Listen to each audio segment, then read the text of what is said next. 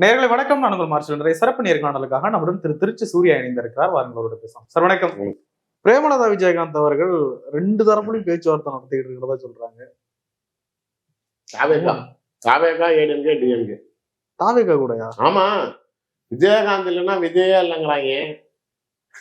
என்னங்க, அவரு தான் அவருக்கு பட வாய்ப்பு கொடுத்தாராம், அவரு தான் உருவாக்கி விட்டாராம், அவரு தான் தோல்ல தட்டி கொடுத்து நாளைக்கு அவரை வளர்த்து விட்டாராம் அப்படின்னு அங்கேயும் தான் துண்டு போட்டு திருக்குறாங்க. அதாவது ஒண்ணு 3 படி வச்சுக்கங்க. ஏடிஎம்கே கிட்ட ராஜ்யசபா டிமாண்ட் ஃபர்ஸ்ட், எம்எல்ஏ சீட்டு 2வது, அடுத்தது பணம். இது 3ம் கிடைக்கணும்னா இங்க மட்டும்தான். இப்ப டிஎம்கே என்ன சொல்லுது, ராஜ்யசபா கேட்காத, எம்எல்ஏ வாங்கிக்க, பணம் வாங்கிக்கங்குது 2. 3வது விஜய், பணமும் கேட்காத, ராஜ்யசபாவும் கேட்காத, எம்எல்ஏ சீட்டு மட்டும் கேள்வி வாங்கிக்க. ஓகே, இப்ப இதுல ஏடிஎம்கேவோட ஃபர்ஸ்ட் சாய்ஸ்ல வச்சிருக்காங்க. ராஜ்யசபா இல்லைன்னு தெரிஞ்சிருச்சு அப்படின்னா அடுத்தது டிஎம்கே சூஸ் பண்ணுவாங்க. டிஎம்கே ஒருவேளை இப்ப தனிப்பட்ட முறையில சொன்னோம்னா உதயநிதி ஸ்டாலினுக்கு பிரேமலதா அவர்களோட கூட்டணி வைக்கிறதுல விருப்பம் இல்லை. ஏன்? முதலமைச்சரை பத்தி நிறைய கடுமையா விமர்சனம் பண்ணாங்கல்ல, அதனால அவங்க கொஞ்சம் அவர் வேணான்னு விரும்புறாரு. ஒருவேளை அந்த ஆப்ஷனும் விட்டு போச்சு அப்படின்னா தனித்து நிக்கிறதுக்கு துப்பே கிடையாது. அதனால இந்த 3ல ஏதாவது ஒன்னதான் சூஸ் பண்ணி ஆகணும். அதனாலதான் முடிவு பண்ணிட்டு இருக்கேன், யோசிச்சுக்கிட்டு இருக்கேன் அப்படின்னுங்கிறது, மாத்தி மாத்தி பேசுறது. ஏன் இவ்வளவு பத்திரிகையாளர்கள் இவ்வளவு ஆர்வமா இருக்கிறீங்க, நாங்க கூட்டணி வச்சா அறிவிப்போம் அப்படின்னு? வெங்காயங்களா, நீங்க தானே மாநாடுல அறிவிக்கிறேன், நீங்க தான் சொன்னீங்க. முடிவு எடுத்துட்டு வந்தாங்க. ஆமா, அன்னைக்கு மதியம் கூட சுதீஷ் பிரஸ் மீட், இன்று அந்நியார் என்னன்னா புரியல. விஜய பிரபாகரன் அந்நியாருங்கிறான், சுதீஷும் அந்நியாருங்கிறாங்க. என்ன எல்லாம், அதாவது தலைவின்னு சொல்லலாம், பொதுச்செயலாளர்னு சொல்றாங்க. மரியாதை கட்டுத்தனமா இல்ல. அக்காவை போய் அந்நியாருங்கிறான், அவன் அம்மாவை போய் அந்நியாருங்கிறான். எங்கத்தான் போய் முட்டிக்கிறது? மதியம் அவங்க தான் சொன்னாங்க சாயங்காலம் அறிவிக்கிறாங்கன்னு. கடைசியா அந்த அம்மா நான் அறிவிக்க போறேன், முடிவு பண்ணிட்டேன், ஆனா இப்ப சொல்ல மாட்டேன் அப்படின்னு. சீரியஸா சிரிப்பு வருதா இல்லையா? நீங்களே ரொம்ப கண்ட்ரோல் பண்றீங்க. நாளைக்கு எவ்வளவு காமெடியா இருக்குது, திரும்பி அதுக்கப்புறமேல சொல்ல மாட்டேங்கிறீங்க. எவ்வளவு சுயநலமாக ஒரு அரசியல் கட்சிய விஜயகாந்த் மீது இருந்த பிரியத்துக்காக நாளைக்கு கீழே இருக்கிறவன் எல்லாம் நிக்கிறான். நாளைக்கு விஜயகாந்தோடைய அரசியல் காலத்திலிருந்து, ரசிகர் மன்றத்தில் இருந்து பயணித்தவங்க எவ்வளவு பேர் அவங்க கூட இன்னும் இருக்காங்க. யாராவது ஒருத்தருக்கு ஏதாவது சொல்லலாம்ல பதவிக்கு. எப்ப பாரு மகனுக்கும் தம்பிக்கும் மக்கள் உரிமையை மீட்க போறேன்னு சொல்லிட்டு உங்கள் மக்களுக்காக மட்டும் உரிமையை மீட்டுக்கிட்டு இருக்கீங்க, உரிமையை கேட்டுக்கிட்டு இருக்கீங்கன்னா என்ன செய்ய முடியும்? ஏடிஎம்கேல 24 பயணிச்சிங்களா சார்? எந்த கருத்து முரண்பாட்டில் உங்களுக்கும் ஏடிஎம்கேக்கும் முட்டிக்கிச்சு?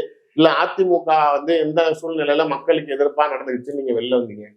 24 ஏடிஎம்கே கூட்டணியில இருந்து தேமுதிக எதுக்காக வெளில வந்துச்சு? ராஜ்யசபா கொடுக்கலன்னு. இது ஒரு கொள்கையா? அப்ப நீங்க மக்களுக்காக கட்சி நடத்தல. ஓப்பனா எடப்பாடி நீ எழுதி கொடுத்திருந்தா லெட்டரை தூக்கி வெளில போடுனாரு, போட வேண்டியதானே? வெறும் பணம் தான், அதுல மட்டும்தான் கவனமா இருக்கீங்க. இப்ப நடுவுல திடீர்னு திமுகவுக்கு போய் கல்லா கட்டிட்டு நாளைக்கு போய் முதலமைச்சர். இந்த தேர்தலில் அவங்களுக்கு பணம் வாங்கி என்ன பண்ண போறாங்க? அவங்கள்ட்ட இல்லாத பணம் இல்ல, சத்தியமா கிடையாது. தேர்தல் சமயத்துல மட்டும்தான் அவங்க பணம் வாங்குறது. அதை ஊருக்கே அள்ளி கொடுத்தா சார் விஜயகாந்த் கொடுத்தாரு, இல்லன்னா சொல்லி இவங்க எல்லாத்தையும் அழிச்சு விட்டாங்க. என்னத்த செய்யறது? விஜயகாந்த் நடிகராக இருக்கும்போது வரதை வச்சுக்கிட்டு இல்லாதவங்களுக்கு எல்லாம் செஞ்சாரு. யாரும் இல்லைன்னு சொல்ல. நான் தனிப்பட்ட முறையில் விஜயகாந்தை ஒரு நாளும் விமர்சனம் செய்ய மாட்டேன். ஆனால் அவருக்காக இவங்க அடிக்கிற கூத்தெல்லாம் வேடிக்கை பார்த்துக்கிட்டு இருக்க மாட்டேன். இவங்க பண்றது எல்லாமே இன்னும் அதான் அரசியல்னா மக்கள் சேவைங்கிறதே ஒரு வரி மறந்துட்டாங்க. அதை ஒரு தொழிலாக்கிட்டாங்க. தேர்தல் சமயம்னா பணம் பார்க்குற நேரம் முடிவு பண்ணிட்டாங்க. நான் என்ன சொல்றேன், யாரு வேணாலும் என் கதவை தட்டலாம், நான் எப்ப வேணாலும் யாரு கூட வேணாலும் போய் சேர்ந்துக்குவேன் அப்படின்னா இது நான் பேசுறத விடுங்க, கீழே கமெண்ட்டை சொல்லுங்க. நாளைக்கு தேமுதிக என்னுடைய மகள் மாதிரி நான் கண்டிப்பா நல்லா அவரை பார்த்து தான் கல்யாணம் பண்ணி கொடுப்பேன் அப்படின்னு நம்ம ஏதோ பேசியிருக்கு போல. கீழே அந்த நியூஸ் சேனல் கீழே கமெண்ட்ஸ் அவ்வளோத்தையும் பாருங்க. உன் பொம்பளை பிள்ளைய எத்தனை பேருக்கு கட்டி கொடுப்ப, எத்தனை தடவை கட்டி கொடுப்ப, உன் பொம்பளை பிள்ளைய நாளைக்கு இத்தனை பேருக்கிட்ட நாளைக்கு கூட்டி கொடுக்குற, இப்படியே நாளைக்கு கமெண்ட்ஸ். நான் பேசல சாமி, பப்ளிக்கோடைய மைண்ட் செட்டு நீங்க பேசுறதுக்கு சீரியஸா கேவலமா இல்லையா? நீங்க ஏன் நான் அம்மா அந்நியார்ல இருந்து அடுத்தது ப்ரமோஷன் ஆயிட்டாங்க, வயசாயிடுச்சுல, இன்னும் கொஞ்ச நாள் ஆச்சுன்னா பாட்டி ஆயிடுவாங்க, அப்படியே போக வேண்டியதுதான். கட்சி விளங்காது, இவங்களுக்கு தான் வயசாகிக்கிட்டே இருக்கும். நாளைக்கு நான் அம்மா, இது கட்சி என் பொண்ணு பேசுறப்பயே லூசுத்தனமா இல்லையா? அவன் இந்த அம்மா பேச்சுதான் டார்ச்சரா இருக்குன்னா அவன் விஜய பிரபாகர் பேச்சு அதை விட டார்ச்சரா இருக்குது. நான் அதை தான் சொன்னேன். இன்னைக்கும் அவரு இத்தனை கார் வாங்கிட்டாரு, அத்தனை கார் வாங்கிட்டாரு, அவரு வந்து டெம்போல வச்சிருந்தா நாய் வளர்க்க கூடாதா, அவர் வீட்டுல நாய் வளர்த்தா என்ன தப்புங்கிறாங்க. அட நாய்களா, நான் நாய் வளர்க்கறத பத்தி தப்பா பேசல. விஜயகாந்த் பயன்படுத்தின டெம்போ இறந்து போயிட்டார். விஜயகாந்துக்கு அங்க கல்யாண மண்டபத்துல என்ன பண்ணி வச்சிருக்கீங்க? கோயில் கட்டி வச்சிருக்கீங்க. மனிதரை தெய்வம்ங்கிறீங்க. அப்ப காமராஜர் பயன்படுத்தின கார் எங்க இருக்குது? எம்ஜிஆர் பயன்படுத்தின கார் எங்க இருக்குது? கலைஞர் பயன்படுத்தினது எங்க இருக்குது? பெரியார் பயன்படுத்தினது எங்க இருக்குது? ஆனா இப்போ அதை அருங்காட்சியகத்துல பொக்கிஷமா நாளைக்கு பாதுகாத்து வச்சிருக்காங்கல்ல. விஜயகாந்த் பயன்படுத்தின வாகனத்தை நீங்க அங்க இருக்கிற நாய்களை கூட்டிட்டு போறீங்களே தானே கேட்டேன். இது பர்சனலா? நாளைக்கு 2 கோடி நான் 10 கோடி கார் வாங்கினாங்க, அவங்க கிட்ட காசு இருக்குது, கார் வாங்குறாங்க, உங்களுக்கு என்ன பிரச்சனைங்கிறாங்க. நான் கேட்கறது, எப்பா நீ 100 கோடி கூட வாங்கிய, சார்ட்டர்ட் ஃபிளைட் கூட வாங்கிய, உனக்கு என்ன ஊர்ல இருக்கிறவன் ஆளுக்கிறான், தேர்தல் சமயத்துல நீ வாங்கிட்டு திங்க, எனக்கு அது பிரச்சனை இல்லை. உன் மகன் தான் மேடையில ஏறிக்கிட்டு நாளைக்கு கேப்டன் டிவியை வித்துவிட்டோம், கேப்டனோட காலேஜை வித்துவிட்டோம், எங்ககிட்ட எப்ப எவ்வளவு சொத்து நிதி இப்ப எவ்வளவு இருக்குதுன்னு பாருங்க, வெறும் எண்டவர் காரும் ஒரு இனோவா காரும் தான் வச்சிருக்கிறோம்னு அவன் தாங்க பேசுனான். எப்பா நீ சொன்ன லிஸ்ட்ல இதெல்லாம் எங்க இருந்தானே கேட்டேன், பதில் அதுக்கு சொல்லுங்க. உடனே என் நம்பரை பேஸ்புக்ல போட்டுவிட்டு அனைவரும் இவரை கூப்பிட்டு விமர்சனம் செய்யுங்கள், பேசுங்கள்னா எவ்வளவு கீழ்த்தரமான அரசியல் சொல்லுங்க. நான் இதுக்கெல்லாம் 5 ஆளா? நீ இன்னும் 4 போன் அடிச்சேன்னா நான் இன்னும் 4 ஸ்டேட்மெண்ட் எக்ஸ்ட்ராவா பேசுவேன். இல்ல இதுவே ஒரு அரசியல் மாண்பு இல்ல. நாளைக்கு இன்னும் நேத்தி கூட பாலிமர் டிவியை மிரட்டுது, மைக்க பார்த்துட்டு எங்க அந்த பாலிமர் டிவி வந்திருக்குதா? நீங்க அந்த வெளியில வந்து நான் நிக்கிறப்ப பேர் வைக்க மாட்டேன்னு சொன்னதை எடுத்து போடுறீங்க. நாளைக்கு என் கட்சியில எப்படி எல்லாம் கொந்தளிச்சு போயிருக்காங்க, கீழே இருக்கிறவங்க ரூட் லெவல்ல ஒரு லெவலுக்கு மேல நீங்க இதே மாதிரி பண்ணிட்டு இருந்தீங்கன்னா அப்புறம் நடக்கிறதுக்கு நான் பொறுத்து இருக்க மாட்டேன். எப்படி மிரட்டது பார்த்தீங்களா? நீங்க நடந்தது தானே எடுத்து போட்டாங்க. நீ உள்ள போய் சோறு தின்னுட்டு கை கழுவிட்டு நீ பேர வச்செல்லாம் கேட்கல. கேட்ட நேரத்துல நீ அவனை அவமானப்படுத்துறீங்க, அவமரியாதை பண்ணீங்க, அதை தானே எடுத்து போட்டாங்க. அதுக்கு ஒரு ஊடகத்தை மிரட்டுங்க. கீழே என் கட்சியில எல்லாம் கொதிச்சு போய் என்ன கொதிச்சு போய் என்னத்த பாத்திரத்துல அடுப்புல ஏற்றி சூடு பண்ணுங்க, கொதிப்பானா? வேற என்ன செய்ய முடியும்? கட்சியை நடத்துறதுக்கு துப்பு இல்ல, ஜெயிச்சு காட்டுங்கன்னா அதுக்கு முடியல. சுயேட்சா நிக்கிறதுக்கு தெம்பு இருக்குதா, திராணி இருக்குதா? 20 எம்எல்ஏ வச்சிருந்தோம் அப்படிங்கிற அப்படி விஜய பிரபாகர் அப்படின்னா என்ன எதிர்பார்க்கறாங்க தெரியுதா? 20 எம்எல்ஏ வாச்சு எங்களுக்கு கூட்டணி கொடுத்தாதான் வருவாங்கிறாங்க. 20 எம்எல்ஏ எப்பங்க வச்சிருந்தாங்க? 2011 சொல்றாங்க. ஜெயலலிதா உதவியோட எதிர்கட்சி தலைவரா நின்னப்ப அதுலதான் மீதி இருக்கிறதெல்லாம் அந்த அம்மா ஒரு 13 வரட்டிட்டு போயிருச்சா. 20 எம்எல்ஏ வரைக்கும் இருக்காங்க. 20 பேருக்கு சீட்டு கொடுத்தனா எந்த கட்சி இப்ப 20 சீட்டு கொடுக்குற அளவுக்கு இவங்களுக்கு எல்லாம் திரும்ப இருக்குதா, திராணி இருக்குதா? இல்ல நாளைக்கு தனியா தான் நில்லுங்க, இன்னும் கல்யாண மண்டபம் பாக்கி இருக்குது, வீடு இருக்குது, அதையும் வித்துருங்க. மொத்தமா வித்து விட்டு குடும்பத்தோட ஏறி எங்கேயாவது எல்லாம் ஒண்ணு கள்ளத்தோணியில எங்கேயாவது போய் சேருங்க. இல்லைன்னா ஏதாவது பிளைட்டை பிடிச்சிட்டு வெளிநாட்டுல போய் செட்டில் ஆகுங்க. இதுங்கெல்லாம் இங்க இருக்கிறதே நான் தான் சொல்றேன்ல, அரசியல்வாதின்னு எங்களை எல்லாம் சொல்றதுக்கே கேவலமா இருக்கிற நிலையை இந்த மாதிரி குடும்பம் ஆரம்பிக்குது. இது உங்களோட செயல்பாடுகள் அவ்வளவு கேவலமா இருக்குது. ஏன்டா இவ்வளவு கேவலப்படுத்துறீங்க அரசியலை? இந்த அம்மாவை பொறுத்த வரைக்கும் இதுக்கு எதுவுமே உருப்படியா தெரியாது. எங்க சார் ஏதாவது ஒரு பிரச்சனையா சொல்லுங்க, மக்கள் பிரச்சனைக்காக அவங்க வந்து குரல் கொடுத்துருக்காங்கன்னு.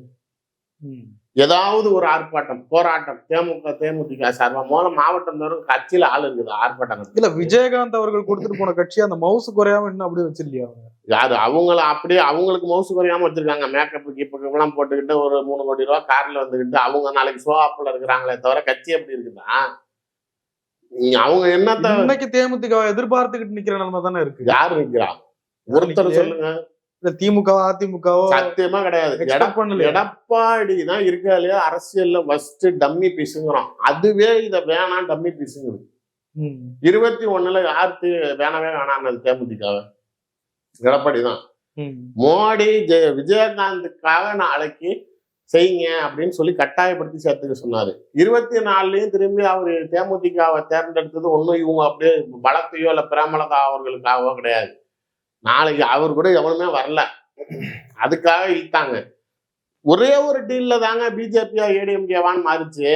பணம்லாம் நாளைக்கு பிஜேபி வந்து ஏடிஎம்கே தரத்தை விட கூட தரேன்னு தான் பேசினாரு அண்ணாமலை. நான் அப்ப அங்கதானே இருந்தேன். பணம்லாம் கூட தரேன்னாரு, சீட்டெல்லாம் கூட தரேன்னு தான் சொன்னாரு. ஒரே ஒரு விஷயம் ராஜ்யசபா தாங்க, அது முடியாதுங்க, இல்ல வேற ஸ்டேட்ல இருந்து எனக்கு வாங்கி கொடுங்க. இதை எல்முருகனுக்கெல்லாம் மத்திய பிரதேசத்தோட கோட்டால தானே, அது வந்து தேசியத்துல முடிவு பண்றாங்க, பிற ஸ்டேட்டோட தான் நான் கேரண்டி கொடுக்க முடியாதுன்னு அண்ணாமலை சொன்னாரு. எடப்பாடி நான் ராஜ்யசபா தரேன்னாரு. இது ஒண்ணுலதான் நாளைக்கு இந்த அம்மா போய் அங்க நின்னதே. அந்த நிலையிலையும் அவர் கூட யாருமே வரலங்கிறதுக்காக அவர் வச்சிருந்தாரு.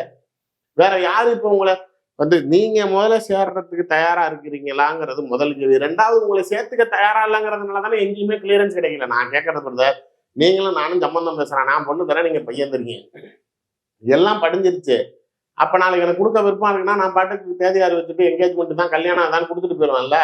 ஏன் இங்க ஒத்து வர மாட்டேங்குதுன்னா, ஒண்ணு படியில, இன்னொன்னு நாளைக்கு உங்ககிட்ட கொடுக்கணுமான்னு எனக்கு யோசனை. அதனாலதானே உங்களை எந்த கட்சியும் சேர்த்துக்க மாட்டேறாங்க. இப்ப வரைக்கும் அந்த அம்மா நடுவில் நிக்கிறதுக்கு காரணம், எங்க இருந்தும் அவங்க எதிர்பார்க்கிற டிமாண்டுக்கு கிரீன் சிக்னல் வரல. அப்ப உங்களை யாரும் மதிக்கலன்னு தானே அர்த்தம். ஸ்டஃப் இருந்தா, இப்ப நீங்க கேட்கற கேள்வி, விஜயகாந்த் இருக்கிறார் உயிரோட, இன்னைக்கு அவர் நாளைக்கு ஆக்டிவா இருக்காரு, 20 சீட்டு கேட்டா இந்த 3 கட்சியில எந்த கட்சி தராம இருக்கும்னு நினைக்கிறீங்க? 3 பேரும் அடிச்சுக்குவோம். இப்ப தரத்துக்கு தயாரா இல்லைன்னு இழுக்கிறாங்க அப்படின்னா அப்ப உங்களுடைய லட்சணம் என்ன? உண்மையிலேயே கட்சி ஒண்ணும் முன்னளவுக்குலாம் கிடையாது. நீங்க என்ன நாளைக்கு இப்ப ஜெயலலிதாவும் எம்ஜிஆரும் இருந்த அளவுக்கு இருந்த அதிமுக இப்ப இருக்குதா? மாநாடு பாத்தீங்களா? இல்ல நான் கேக்குறேன், நான் அதுக்கு வரேன். ஜெயலலிதாவும் எம்ஜிஆரும் இருந்த அளவுக்கு இன்னைக்கு அதிமுக இருக்குதா? அந்த அளவுக்கு இல்லைன்னு சொல்லலாம். அதேதான் விஜயகாந்த், அதேதான். நீங்க அவராட்சி நாளைக்கு இது ஒரு பெரிய பாரம்பரிய கட்சி, மற்ற தலைவர்கள்லாம் இருக்கிறான், தலை மட்டும்தான் இல்ல. இங்க நாளைக்கு கீழே பேஸ்மெண்டே இல்ல, வெறும் குடும்பம் மட்டும்தான் இருக்குது. மாநாடை பொறுத்த வரைக்கும் இது பிசினஸ். எல்லா அரசியல் கட்சிகளும் தேர்தல் சமயத்தில் மாநாடு போடுவது வழக்கம். நான் அதனாலதான் கேட்டேன், பிரேமலதா இதுக்கு முன்னாடி மக்கள் பிரச்சனைக்காக என்னைக்கு வந்து நின்றுருக்காங்க, எங்க வந்து நின்றுருக்காங்க? இல்ல இதே மாநாடு எப்ப போட்டிருக்காங்க? மக்கள் உரிமை மீட்கிறேன்னு போடுறாங்களா? இதுக்கு முன்னாடி எந்த உரிமையை மீட்டு கொடுத்துட்டாங்க? 15 வருஷம் அரசியல் கட்சி நடத்துறாங்கிறாங்களா? 20 வருஷமா நடத்துறாங்க. 20 வருஷத்துல விஜயகாந்த் இருந்த சமயத்தை விட்டுருங்க, ஆக்டிவ் பாலிடிக்ஸ். எனக்கு தெரிஞ்ச அவர் 14க்கு மேல ஆஃப் ஆயிட்டாரு. 10 வருஷம் இங்க 2016ல இருந்து இந்த 10 வருஷம் இவங்க பிஜேபி கூட பயணித்த 10 வருஷத்துல மட்டும் என்ன இந்த அம்மா செஞ்சிருச்சு? மாநாடை பொறுத்த வரைக்கும் 10 ரூபா போட்டாதான் 100 ரூபா எடுக்க முடியும். மாநாடு ஃபெயிலியர் ஆயிடுச்சுன்னா நாளைக்கு ஒரு கட்சியும் மதிக்காது. பாத்தியா, மாநாட்டுக்கே ஒருத்தன் கூட போலங்குவாங்க. ஜாதி கட்சி நடத்துற மாநாடுக்கு அவன் கிரௌட் அவ்வளவு காட்டுறான். கட்சியில காசு செலவு பண்ணி நீங்க கூட்டி வந்து நிக்கிறது பெரிய விஷயமா? இப்ப அங்க வந்திருக்கிறது எல்லாம் உங்க கூட்டான்னு அர்த்தமா? காசு கொடுத்தா யார் வேணாலும் வராங்கன்னு சொல்றாங்க. 10 ரூபா போட்டு 100 ரூபா எடுக்கணும். மற்ற கட்சிகள்கிட்ட பேரம் பேசணும். அதுக்கு உங்களுடைய தகுதியை வளர்த்துக்கணும். அதுக்கு நீங்க பெரிய ஸ்டேச்சர் ஆகணும். அதுக்கு கிரௌட காட்டினாதான் நாளைக்கு உங்ககிட்ட வருவான். அதுக்காக தானே பண்றீங்க. அப்படி காட்டியுமே யாருமே வரலையே. என்னைய பொறுத்த வரைக்கும் இப்ப நீங்க எங்கேயோ போறீங்களான்னு கேட்கற மாதிரியே இல்ல. நீங்க நாளைக்கு யாரும் வேணாங்கன்னு சொல்ற நிலையில இருக்கிறீங்க. நான் வரத்துக்கு தயாரா தான் இருக்கேன், அவர் தான் சேர்த்துக்க மாட்டேங்கிறாருங்கிறதுனாலதான் இவங்க பேக் அடிக்கிறாங்க. கிரவுண்ட் ரியாலிட்டி என்ன பிரதர்? சீரியஸா சொல்லுங்க. விஜய் பிரபாகர் விருதுநகர்ல நாளைக்கு நான் விஜயோட, உதயநிதியோட, அண்ணாமலையை விட, சீமானை விட அதிகமா ஓட்டு வாங்கினேன் அப்படின்னா அதெல்லாம் நாளைக்கு அனுதாபத்தில் வந்த வாக்குகள். 2026ல திராணி இருந்தா நாளைக்கு இதே விஜய் பிரபாகர் நிக்க சொல்லுங்க எம்எல்ஏக்கு டெபாசிட் போல அப்படின்னா நாளைக்கு உண்மையிலேயே உங்க சேனல்ல நாளைக்கு தாடி மியூசியெல்லாம் எடுத்துட்டு நான் உட்காருறேன். உன் கட்சி வச்சுன்னு அவ்வளவுதான்ப்பா. இன்னைக்கு நாளைக்கு எவ்வளவு நாளைக்கு? இப்ப நாளைக்கு எங்க வீட்லயும் தான் ஒரு சாவு இருக்கும், உங்க வீட்லயும் தான் சாவு விழும். அதுக்குன்னு என்ன நாளைக்கு சாவுற வரைக்கும் நீங்க அதே நினைப்பாக ஒப்பாரி வச்சுட்டு இருப்பீங்களா? அதிகபட்சம் போச்சுன்னா அந்த முஸ்லீம்ங்க மாதிரி 3 நாள் தான். அந்த குறிப்பிட்ட பீரியடுக்குள்ளார அனுதாபம் போச்சுன்னா முடிஞ்சு போச்சு. எவ்வளவு நாளைக்கு வெறும் விஜயகாந்த் போட்டா மட்டும் மாறிக்கிட்டு இந்த குடும்பம் இப்படி பாட்டு பாடிக்கிட்டு இப்படி டான்ஸ் ஆடிக்கிட்டே நாளைக்கு காசு போட்டுக்கிட்டே இருக்கும், மக்கள் எல்லாம் வேடிக்கை பார்த்துக்கிட்டு பரவாயில்லன்னு ஓட்டு போடுவான்னு நினைக்கிறீங்களா? அது எழுதி வச்சாங்க. இந்த தடவை மானக்கேடா கேவலப்பட போறாங்க. 234 தொகுதியில நீ உண்மையிலே சுயேட்சா நிற்கிற நிலைக்கு கொண்டாந்து நிப்பாட்ட போறீங்க. எனக்கு தெரிஞ்சு உதயநிதி தலையில நின்னாவது திமுகவிட உங்களை சேர விட மாட்டாரு. எடப்பாடி நாளைக்கு மோடி மேடையிலயா பிஜேபி உங்களுக்கு எகென்ஸ்ட் ஆயிடுச்சு. 24லயே நீங்க பிஜேபியை மதிக்கல. இப்பயும் நாளைக்கு ராஜ்யசபா கொடுக்குறாங்க, கொடுத்தாதான் வருவேன், மோடி வந்தாலும் வரமாட்டேன். நீ எப்படி மோடியவே மதிக்காம உனக்கு எப்படி நாளைக்கு எல்லா எம்எல்ஏவும் ஓட்டு போடுவோம்? நாங்க தானே கவர்மெண்ட் ஃபார்ம் பண்றோம், நாங்க தான் எல்லாம் செய்யறது. அப்புறம் நீ மோடியை மதிக்காம உனக்கு எப்படி செய்வாங்கன்னு இப்ப பிஜேபி கங்கணம் கட்டி நிக்குது. எடப்பாடி நாளைக்கு ஒரு லெவலுக்கு மேல வேணாம், விஜய் வந்தா போதும், பிரேமலதா விட்டுருங்க. அவர் உண்மையிலேயே அந்த மீட்டிங் முடிஞ்சதுக்கு அப்புறம், மாநாடு முடிஞ்சதுக்கு அப்புறம் பிரஸ் மீட்ல இன்னும் சில கட்சிகள் வர இருக்குதுன்னு சொன்னது விஜயா தான் சொன்னாரு. இந்த அம்மாவது நாளைக்கு என்னையதான் சொல்லிச்சுன்னு நினைச்சுக்குது. உன்னை யாரு சொன்னா? இந்த சொல்ற மாதிரி உன்னை ஆட்டத்திலேயே சேர்க்கலையேங்கிற மாதிரி அவங்க கணக்கு. விஜய் மட்டும்தான் அவங்க டார்கெட். டிஎம்கே சொல்ற மாதிரி இப்ப நீங்க சொல்ற மாதிரி காங்கிரஸ்க்கு ஹைப் ஆகுது, இப்ப திருமாவளவனுக்கு திரும்பி ஹைப் ஆகுது. எல்லாமே எனக்கு தெரிஞ்ச அவங்க கம்யூனிஸ்டுகளை தான் குறைப்பாங்கன்னு எனக்கு தோணுது. திமுக தன்னை என்னைக்குமே அவங்க குறைச்சிக்கிட்டாங்கன்னா அது அவங்களுக்கு தான் வீக். அப்புறம் தனி மெஜாரிட்டி கிடைக்காம இப்ப திரும்பி யாரையாவது தொங்கல்ல பிடிக்கிற நிலை வந்துச்சுன்னா இவங்க இப்பயே இவ்வளவு உங்களுக்கு இண்டிவிஜுவல் மெஜாரிட்டி வரலன்னா அப்புறம் செத்திங்க. அதனால அவங்களே கொஞ்சம் தடுமாற்றத்துல இருக்காங்க. என்னைய பொறுத்த வரைக்கும் தேமுதிக அவங்களுக்கு வேஸ்ட் லீக்கேஜ் தான். சீரியஸா சொல்லணும்னா நானே பர்சனல் அட்வைஸா சொல்றேன். நீங்க நல்லா இருப்பீங்க, திரும்பி நல்லா கவர்மெண்ட் வரணும்னு நினைக்கிறப்ப இந்த கபதியெல்லாம் வாழ வச்சீங்க அப்படின்னா ஊர்ல இருக்கிற மக்கள்லாம் நாசப்படுத்தி விட்டுருவாங்க. உண்மையிலேயே இவர்களால் நாளைக்கு அந்த கட்சி மக்களோ ரசிகர்களோ அந்த கட்சியில இருக்க தொண்டர்கள் பல பேரோட வாழ்க்கை கேள்விக்குறியாயிருச்சு. இன்னைக்கே நாளைக்கு இவங்க மகன் இவங்க தம்பி அப்படின்னு வாழ்றதுக்கு நாளைக்கு தமிழ்நாட்டு மக்களை பயன்படுத்துகிறார்கள். அதுக்கு மக்கள் பதில் கொடுக்க வேண்டிய இடத்துல நீங்க ஒரு நல்ல கட்சி இன்னைக்கு திரும்பி ஆட்சிக்கு வரக்கூடிய நிலையில எந்த குறையும் இல்லாம இருக்கிறப்ப இந்த மாதிரி ஆட்களை சேர்த்துக்கிட்டு உங்கள் தரத்தையும் நீங்கள் வீணாக்கி கொள்ளாதீர்கள்ங்கிறத என்னோட பார்வை. ராமதாஸ் அவர்கள் திமுக பக்கம் போவார்னு எதிர்பார்த்துட்டு இருக்கப்போ ரெண்டு பக்கமும் பேசுறாரு. டிஎம்கே விஜய் ரெண்டுமே பேசுறாரு. டிஎம்கே ஃபேவரபிளா தான் இருக்குது. ஆனா வந்து அவங்க ஏதோ சில கண்டிஷன்ஸ் வைக்கிறாங்க போல. அதாவது திருமாவளவன் ஓப்பனா ஒரு ஸ்டேட்மெண்ட் சொல்லிருக்காரு. அது அவரை பேலன்ஸ் பண்ணிக்கலாம்னு நினைக்கிறாங்க டிஎம்கே. இப்ப சொன்னாருங்க சார் 2 நாளைக்கு உங்களுக்குள்ளார வேணும்னா கூட நான் இப்ப மேடையில பேசினாரு. ஆனா வந்து அவரை சமாளிக்கலாம்னு நினைக்கிறாங்க. அவங்களுக்காக வந்து இவரை வேணான்னு சொல்ற நிலையில காம்ப்ரமைஸ் பண்ணலாம். திருமாவளவனும் விடுமா திரும்பி இது மாதிரி விடாப்படியா பண்றதுக்கு காரணம் இன்னும் கொஞ்சம் பேரம் பேசுறதுக்கு தான். அவர் எங்க போவாரு யோசிச்சு பாருங்க. விஜய் கிட்ட போவாரா? தனியா கூட நிப்பன்றாரு. அவங்களுக்கு எங்களுக்கு கொள்கை தனியா வேணா சும்மா வடபழனி ஆபீஸ்ல நிக்கலாம். எலெக்ஷன்ல நிக்க முடியுமா? அந்த அளவுக்கு எல்லாம் விசிகாக்கெல்லாம் ஸ்ட்ரென்த் கிடையாது. எடப்பாடி கிட்ட போக முடியாது. பிஜேபி அங்க இருக்குது. விஜய மேடை ஏறி இப்பதான் நட்சத்திரமா நடிகரா தகுதி இருக்குதா 41 பேர் மரணம்னு கழுவி ஊத்தி இருக்கிறீங்க. நாளைக்கு திரும்பி போக முடியுமா? நாளைக்கு ஊர்ல இருக்கிறவங்களை எப்படி விமர்சனம் பண்ணுவோம்? அடுத்த கட்ட நிலை என்ன? அவங்க பேரம் பேசுறதுக்காக தான் பேசுறாங்களே தவிர எனக்கு தெரிஞ்சு ராமதாஸை வந்து உள்ள செட்டில் பண்ணணும்னு முதலமைச்சர் முடிவு பண்ணிட்டாருன்னா திரும்ப கூப்பிட்டு பேசி ஆஃப் பண்ணிடுவாரு. ஆஃப் பண்ணி இந்த இன்டாக்ட் ஆக தான் வாய்ப்பு இருக்கு. எனக்கு தெரிஞ்சு மேக்சிமம் அதுதான் சாய்ஸ். ராமதாஸ் எப்படி சுயேட்சையா மாம்பழமா? அதான் மாம்பழம் தான். அன்புமணிக்கு இப்ப இன்னைக்கு டைரக்ஷன் கொடுத்துருக்காங்க. உயர்நீதிமன்றம் அதுல என்ன தீர்ப்பு கொடுங்கன்னு வாங்க. இப்ப உயர்நீதிமன்றம் வந்து தேர்தல் ஆணைய முடிவும் வாங்க. அவங்கதான் அன்புமணி சேர்ந்தோடனே மோடி மேடல பின்னாடி பேக்ரவுண்ட்ல மாம்பழத்தை தூக்கி வச்சுட்டாங்கல்ல. அதனால அன்புமணிக்கு தான் மாம்பழம். இவரு நாளைக்கு உதயசூரியன்ல தான் நிப்பாரு. அந்த அங்கீகரிக்கப்பட்ட கட்சி எங்கேயோ இப்ப விஜய் கிட்ட போனா சின்ன விசில்ல நிப்பாரு. இல்ல நாளைக்கு இங்க வந்தா இதுல நிப்பாரு. எனக்கு தெரிஞ்சு விஜய் வந்து செங்கோட்டையன் சேர்றப்ப ஒரு பெரிய இமேஜ் கிரியேட் பண்ணலாம். அதுக்கப்புறம் எப்படி மரியாதை இல்லாம டம்மி பண்ணாலும் ராமதாஸ் எல்லாம் ஜெயலலிதா கலைஞரைய ஆட்டி பார்த்த தலைவர். அவரு போய் இங்க போனாருன்னு வச்சுக்கோங்க, இவங்க நாளைக்கு அசிங்கப்படுத்தி விட்டுருவாங்க சின்ன பிள்ளைங்க மரியாதை இல்லாம. அது அவருக்கும் தெரியும். அதனால அவங்க அந்த அளவுக்கு யோசிக்க மாட்டாங்க. இன்னொன்னு அங்க ஒரு சில ஸ்ட்ராட்டஜிஸ்ட்னு பெரிய மூளைகள் இருக்குல்ல, அதுங்கெல்லாம் நாளைக்கு வந்து ஏதாவது எடுத்து விடுங்க. எனக்கு தெரிஞ்சு அவர் கம்ஃபர்டபுளா டிஎம்கேக்கு வரதுக்குன்னா வாய்ப்பு இல்லை அதிகமா. நிறைய விஷயங்களை ரொம்ப நன்றி சார்.